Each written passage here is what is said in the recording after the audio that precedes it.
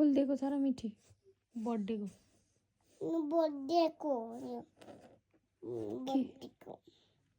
किन नदिने हो र मामुलाई मामुसँग किन झगडा गरेको हो र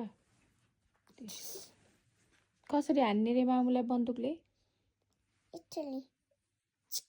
कसले सिकायो त्यस्तो भन्न कसले सिकायो त्यस्तो छिक छिक गर्छ भनेर अनि मामुलाई नै हान्दिने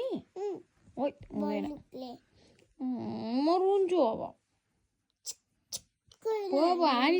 हानिसक्यो दिदी तिमीले सिकाएको हो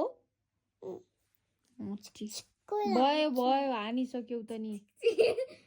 दिदीलाई गाली गर्यो भनेर त्यत्तिकै रिसाएर मलाई गाली गरिरहेछ नहान म तिमीलाई मिठी दिन्न त फेरि म त दिन्न मिठी आमालाई नदेऊ भन्छु म आमालाई मिठी माग्दै खाँदै गर्छ यो